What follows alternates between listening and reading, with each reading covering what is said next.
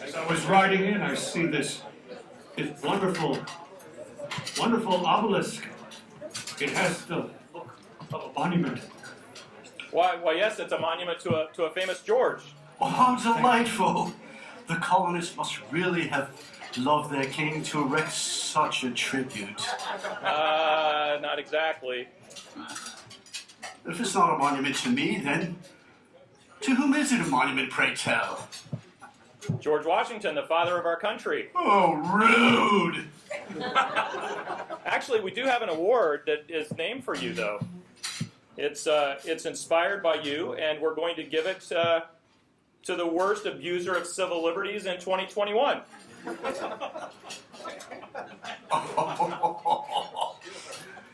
So,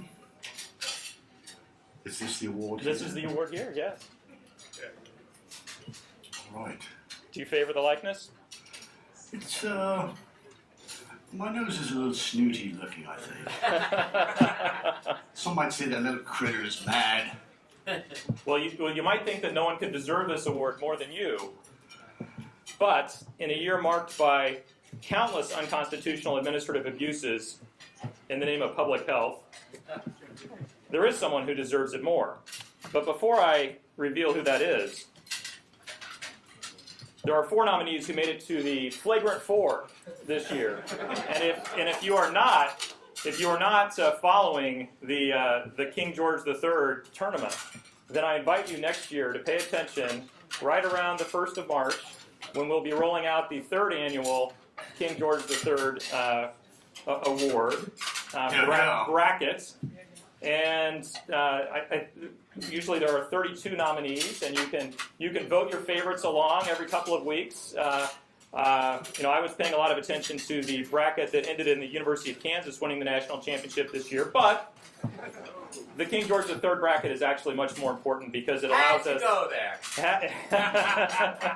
But it's more important because it allows us to draw attention to all, or at least a large number of very deserving bureaucrats who need to have opprobrium heaped upon them. So that's what the bracket's about. It gives opportunity to do that. And then, like I say, we have the flagrant 4 that have made it this far. So who are the flagrant 4? Rick Spinrad of the National Oceanic and Atmospheric Administration, who abused small fishermen in New England so badly that Hollywood made his agency the villains in a Best Picture Oscar-winning movie. The second of the flagrant 4 is Gary Gensler from the Securities and Exchange Commission, who did more than enough to win the prize in any other year, approving NASDAQ's flatly illegal board diversity quota scheme, for starters. And we could easily have given the CDC a repeat victory. That's who won it last year, if you remember. Since Rochelle Walensky not only extended the unconstitutional eviction moratorium, but also did her part to pretend that natural immunity isn't a real thing. But these infractions, egregious though they are, pale in comparison to this year's winner. This year's winner fancied himself a monarch with unlimited and unchecked prerogative. And so we commissioned a special trophy just for this year's winner. I invite you all to come up and take a look at it later. And in a year when myriad agencies claimed to be following the science, even as they ignored any data that conflicted with their narrative, one stethoscope-wearing bureaucrat led the charge. In a year when public health officials openly lied to the American people for fear they could not handle the truth, one man had the temerity to claim, "Attacks on me, quite frankly, are attacks on science." So, this year's winner of the King George III Prize for Worst Abuser of Civil Liberties is none other than Anthony Fauci.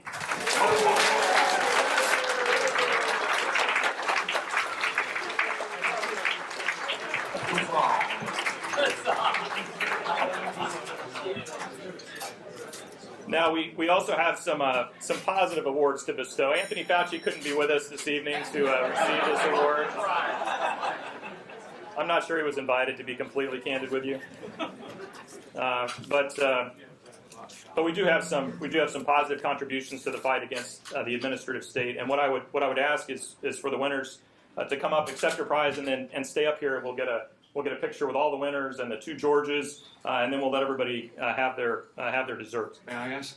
Yes. May I ask you, this Mr. Fauci, that you mentioned, Yes.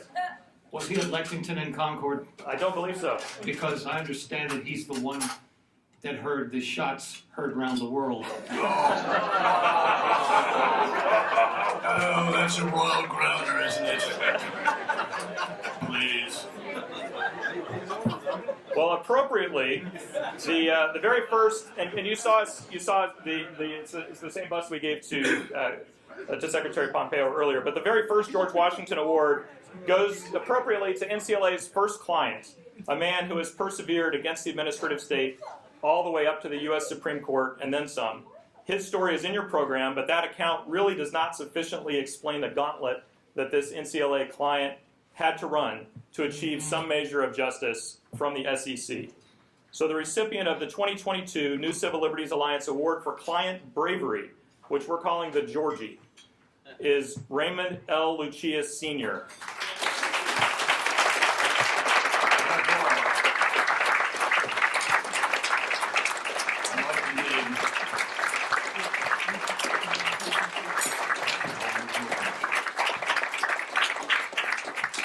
Congratulations. Thank you for everything. Appreciate it. Absolutely. Stay up here with us, and we'll. She deserves a hug. Absolutely. Congratulations.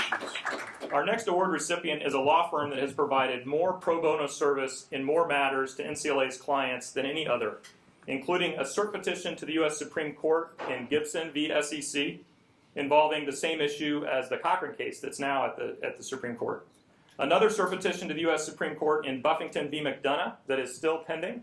Knock on wood, but I've got plexiglass up here.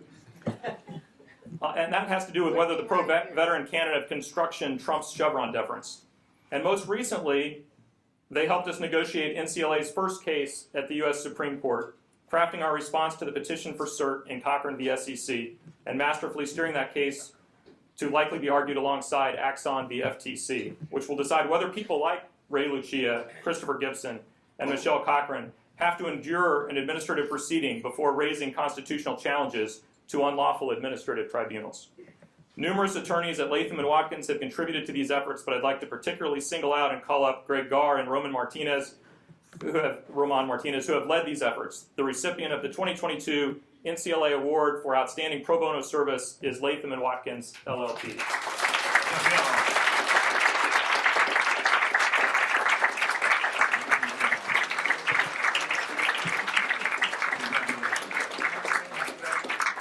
Come on. Thank you. Congratulations, guys. Congratulations. I hope they like these.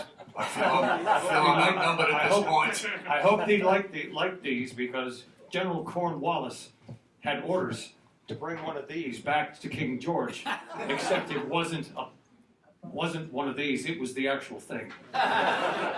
Never did show up. Well, I heard that Abraham Lincoln liked to tell a story about you, and you probably don't know who President Lincoln is, but he told the story of a gentleman who went to London and visited the Privy, and there was a picture of you over the Privy, and this American was asked what he thought when he came back to the dinner table about this picture of you over the Privy, and he said, "Well, I think it's very appropriate." And they said, "Well, what do you mean? I mean, this. How can that be?" And he said, "Well, I can't think of anything that would scare the crap out of the British faster than the sight of George Washington." Huzzah! If you say so.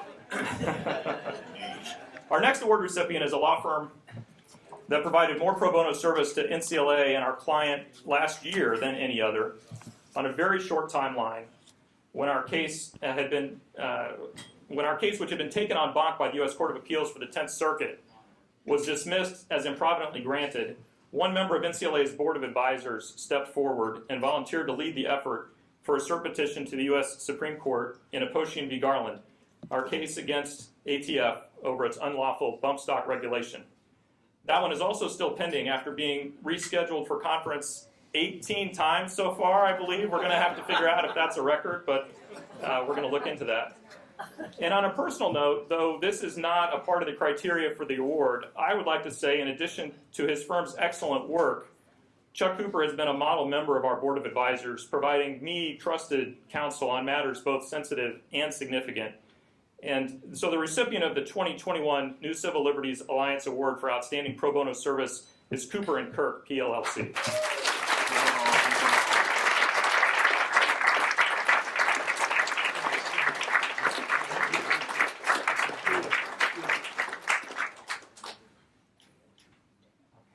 Thanks, Chuck. 3-1, now the odds are about right.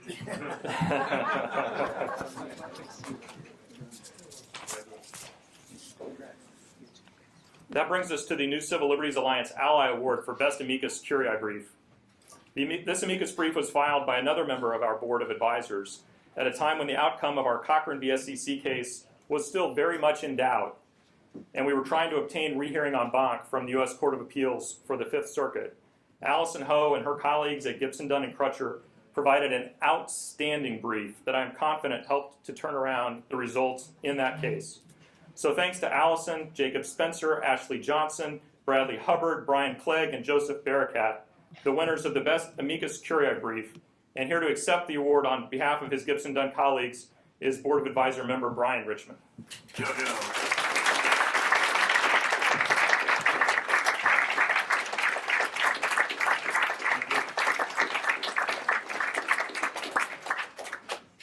Now you stand a chance, George. I'm also pleased to announce the winner of our inaugural Student Note Competition, awarded for the best note written by a student on a theme chosen by NCLA. This year's theme was executive abuse as a response to the pandemic. This year's winner is Avi Weiss, a student at Columbia Law School, for his note published in the Columbia Law Review entitled Binding the Bound, State Executive Emergency Powers and Democratic Legitimacy in the Pandemic. Avi's note really struck a chord with our judges because it describes succinctly the illegality and illegitimacy that led NCLA to sue so many power-mad governors over the last 2 years. This one is extra special because in addition to the bust, he and the Columbia Law Review that published his note will split a $10,000 prize.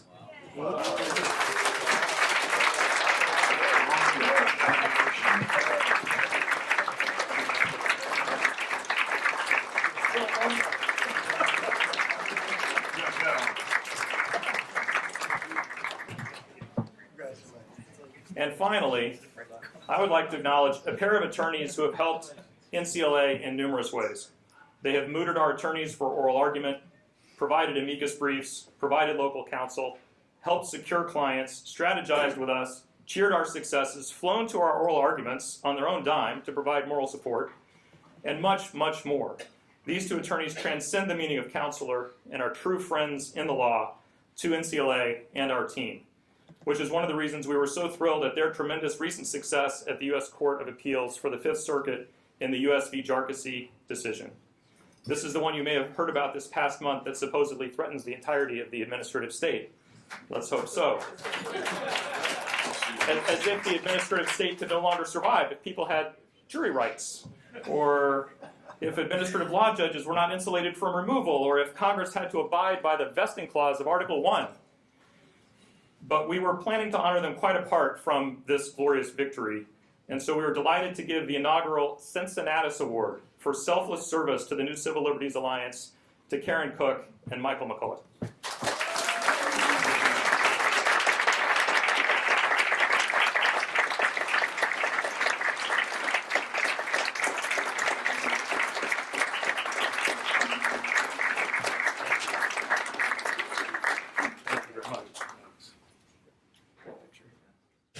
You know, I had a toast and I'd sort of forgotten it, but it's very simple, really.